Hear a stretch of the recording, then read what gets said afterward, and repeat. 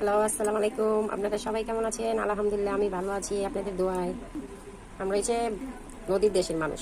ব্রাহ্মণবাড়িয়া তো নদী আছে কাছে, টাটকা টাটকা মাছ খাই। আর ঢাকা শহর আইসা কি বলবো আপনাদেরকে, দুঃখের কথা।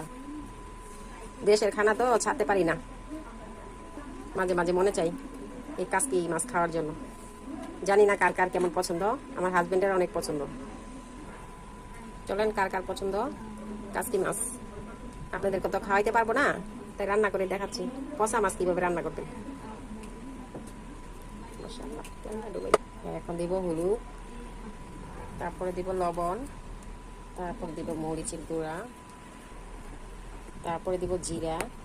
অ্যাকচুয়ালি আমার বাসায় দইনা নাই, তো দইনার গুঁড়া নাই, তাই আমি দিব না, আপনারা চাইলে দিতে পারেন। এখন দিব রসুন, এখন মেখে নিব। তুমি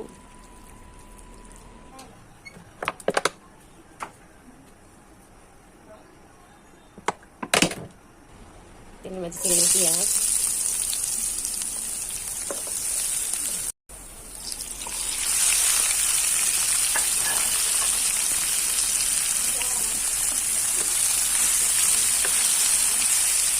এই মাছ কিন্তু বেশি নাড়া দেওয়া যায়, নাড়া দিলেই জমে যায়। ওটা হালকা একটু নাড়া দিয়ে ওখানে দিয়ে কখনো যার জন্য পছন্দ করে চচড়ি খায়, যে ঝুল দিয়া খায়, যার জন্য ভালো লাগে ওদের খেতে পারে। এখন আমি দিয়ে দিই হালকা করে একটু নাড়িয়ে দিব। ওকে,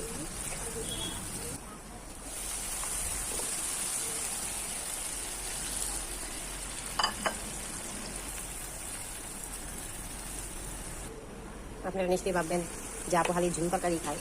না, আসলে আমাদের দেশে, আমাদের গ্রামের বাড়িতে ভাজা করিও খায়, কিন্তু কিছু কিছু মাছ আছে যে ওটা ঝুলই খাইতে হয়, ঠিক আছে?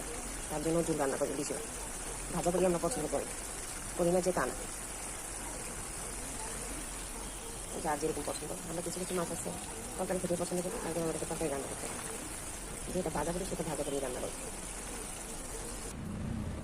আপনাদের যদি ভালো লাগে থাকে তাহলে আপনারা শেয়ার করতে খেতে পারেন রান্না করে, না হলে আমার কাছে আসেন, আমি খাওয়াবো ইনশাল্লাহ। আল্লাহ হাফেজ।